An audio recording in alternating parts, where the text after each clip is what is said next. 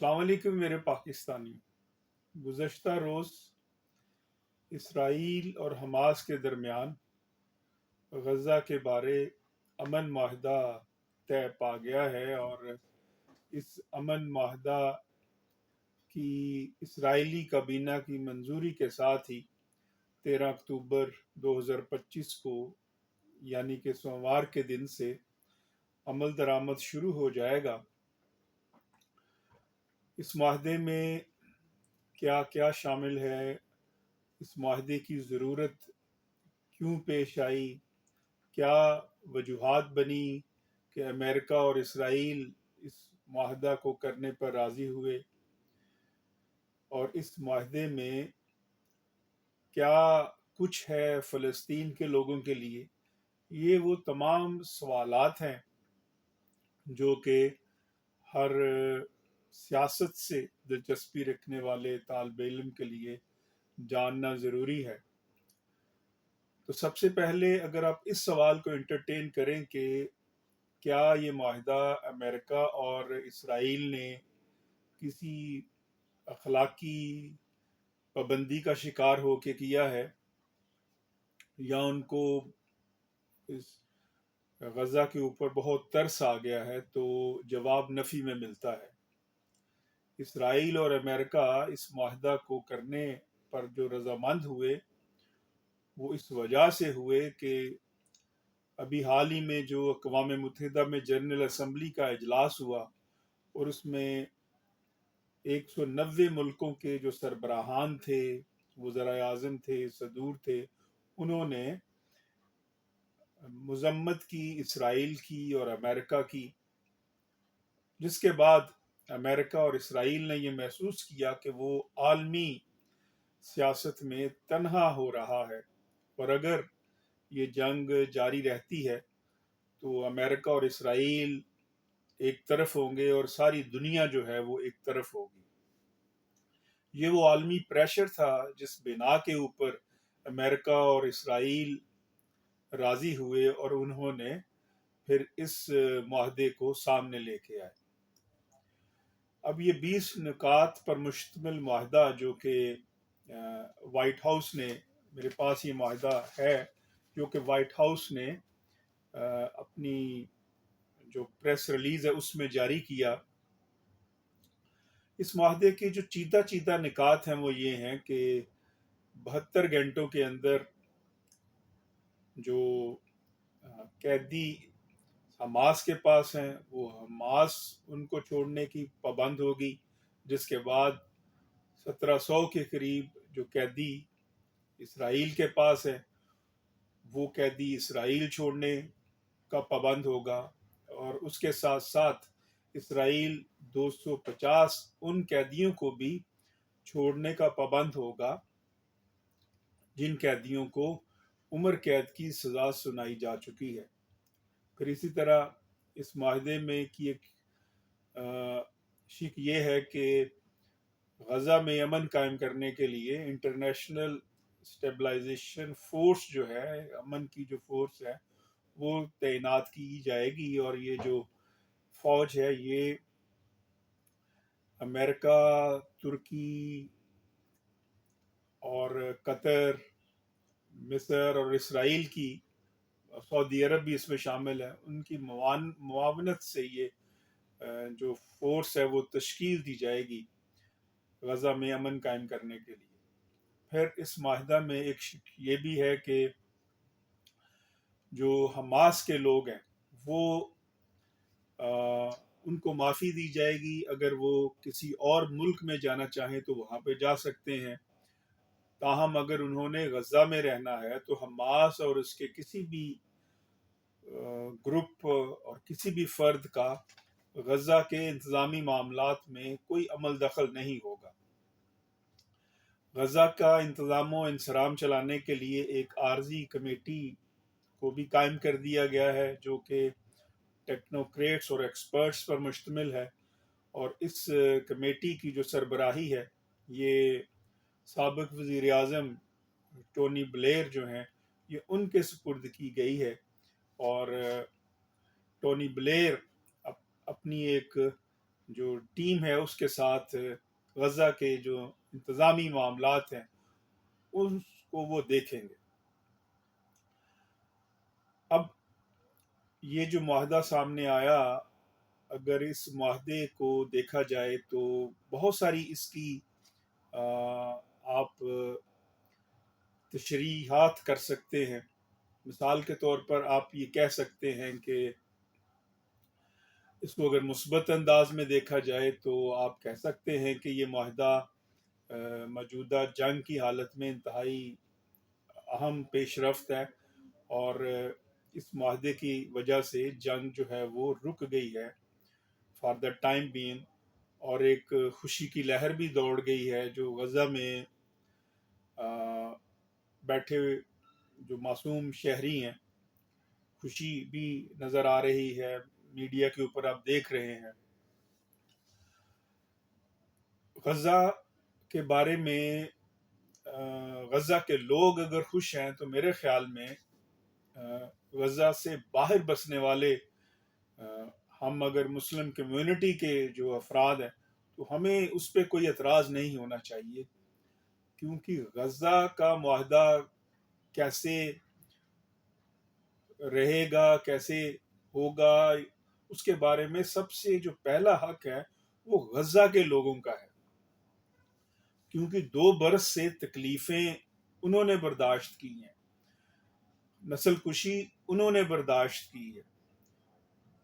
ان کے اوپر جو جنگ مسلط کی انہوں نے برداشت کی ہے، جو بھوک افلاس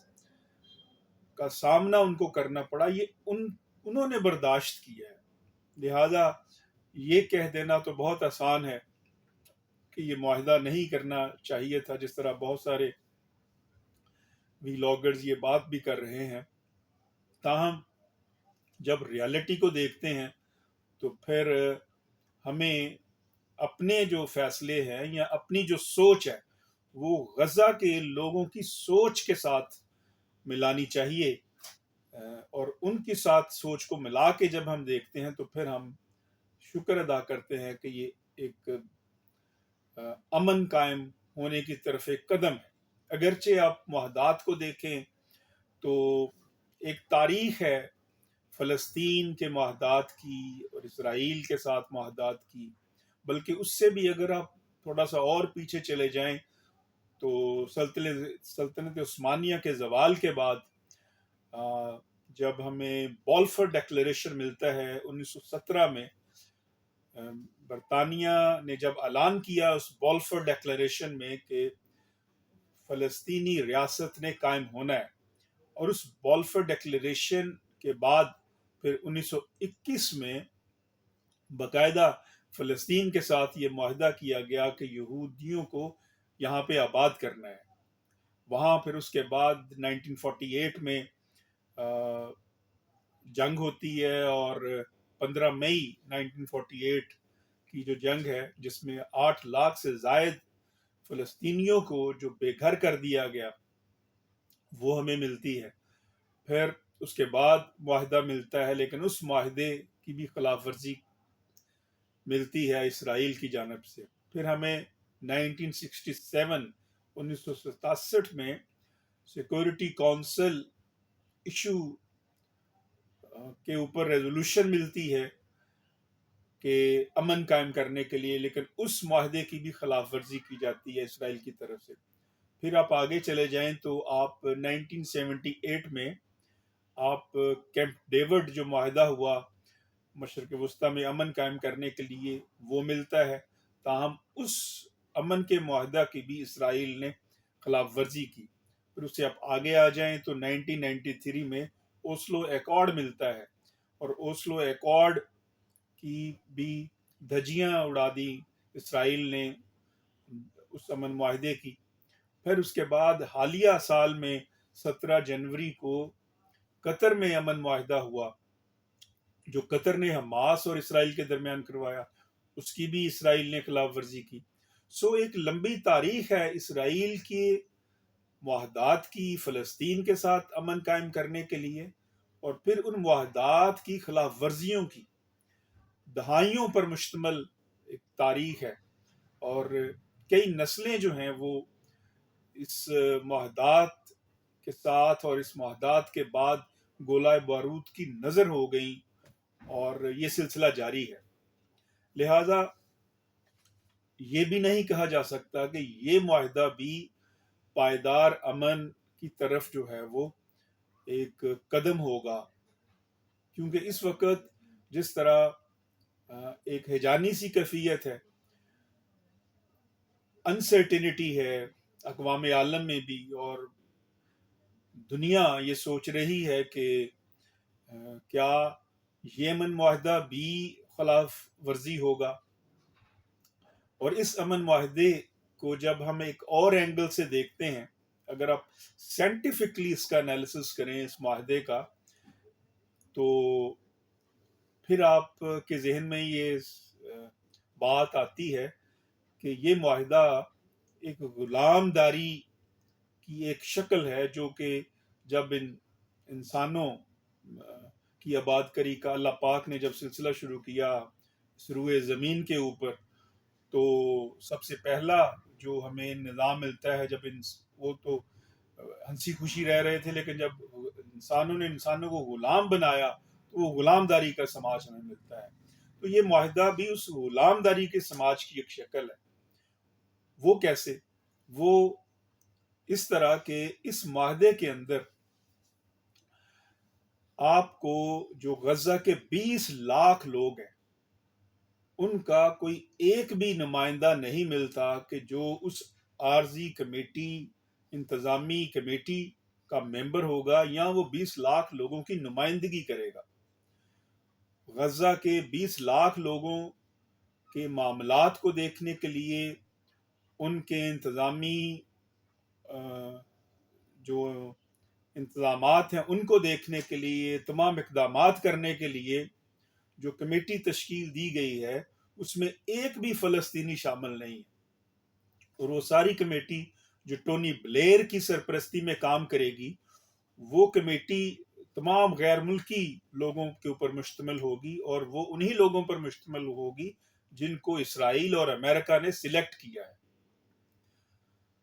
تو بات صرف یہی نہیں کہ غزہ کے لوگوں میں باصلاحیت لوگ نہیں،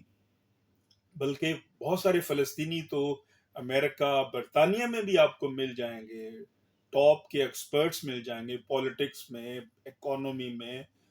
آپ کو ایڈمنسٹریشن میں. لیکن کسی بھی فلسطینی کو شامل نہ کرنا تو یہ غلام داری کے سوا کچھ نہیں ہے، اور کولونائز کرنے کی طرف ایک قدم ہے. وہ کلونیلزم کا پیریڈ جو کہ گزشتہ 20ویں صدی میں نسل انسانی دیکھ چکی ہے، اور ہم نے دیکھا کہ جو تاج برطانیہ کا جو کلونیل سسٹم تھا، جو ایشیا میں بھی تھا ہمارے ہاں، اور پھر افریقہ میں بھی تھا اور لیٹن امریکہ میں بھی تھا، وہ تمام جہاں جہاں بھی نوآبادیاتی نظام تھے ان کا خاتمہ ہوا. لیکن یہ ایک اور کلونیل اور نوآبادیاتی شکل ہے 2025 میں جو ہمیں غزہ میں نظر آتی ہے، جس میں غزہ کا سارے کا سارا کنٹرول جو ہے وہ ایک طرح سے امریکہ اور اسرائیل کے پاس خود ہوگا، اور اس میں غزہ کے عوام کی کوئی سہ نہیں ہے، اور ان کو کوئی اس میں آپ کہہ سکتے ہیں کہ ان کی نمائندگی نہیں ہے. اب اگر اقوام متحدہ کی ریزولوشن کو دیکھیں، پھر حالیہ جو فیصلہ آیا ہے انٹرنیشنل کورٹ آف جسٹس کا، اگر آپ اس کو اسٹڈی کریں، جو ساؤتھ افریقہ ورسز اسرائیل آیا ہے، تو اس فیصلے میں بھی آپ کو یہی حل ملتا ہے کہ ایک آزاد فلسطینی ریاست ہی پائیدار امن کی ضمانت ہے. اب جب آزاد فلسطینی ریاست ہی پائیدار امن کی ضمانت ہے، انٹرنیشنل کورٹ آف جسٹس بھی کہہ رہی ہے، اقوام متحدہ کی ریزولوشنز بھی کہہ رہی ہیں، اور تمام جو معاہدات ہیں